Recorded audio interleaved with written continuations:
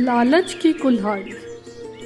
बहुत समय पहले एक घने जंगल के किनारे दो घनिष्ठ मित्र रहते थे, राघव और भोला। दोनों लकड़हारे थे और आसपास के गांव में अपनी मेहनत और ईमानदारी के लिए जाने जाते थे। हर सुबह वे अपने कंधों पर कुल्हाड़ियाँ लिए जंगल में जाते और शाम को लकड़ियों के गट्ठर लेकर लौटते। जीवन कठिन था, लेकिन दोस्ती में सुकून था। एक दिन किस्मत ने उन्हें एक बड़ा मौका दिया। एक अमीर व्यापारी गांव में आया जो एक राजमहल के लिए दुर्लभ लकड़ी खरीदना चाहता था।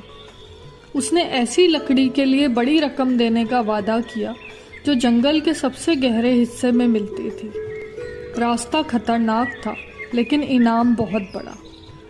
राघव और भोला दोनों चल पड़े, मन में नई जिंदगी के सपने लिए। कई दिन की मेहनत के बाद वे उस दुर्लभ पेड़ की बगिया तक पहुंचे। उन्होंने लकड़ियां काटनी शुरू की, लेकिन जैसे जैसे गट्ठर भरता गया, राघव का दिल लालच से भरने लगा और फिर उसने वार किया। भोला की पीठ मुड़ी हुई थी और राघव की कुल्हाड़ी चली। इस बार लकड़ी पर नहीं, दोस्ती पर। राघव ने भोला को जंगल में ही दफना दिया और अकेले लौट आया, ये कहकर कि भोला को जंगली जानवर खा गए।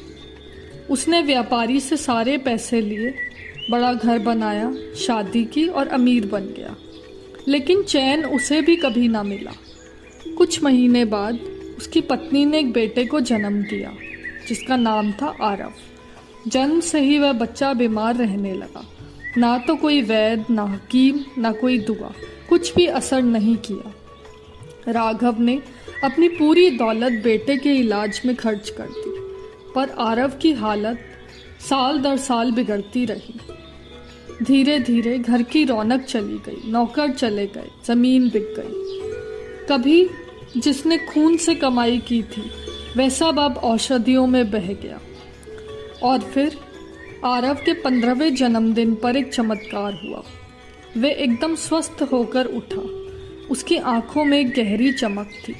वह सीधा अपने पिता के पास गया, जो अब थका हारा, बूढ़ा और पछतावे में डूबा हुआ था। आरव ने उसकी आंखों में देखा और कहा, तुझे याद है जंगल राघव? तुझे याद है भोला? राघव का दिल धड़कना बंद कर गया। वह कुछ बोल नहीं पाया।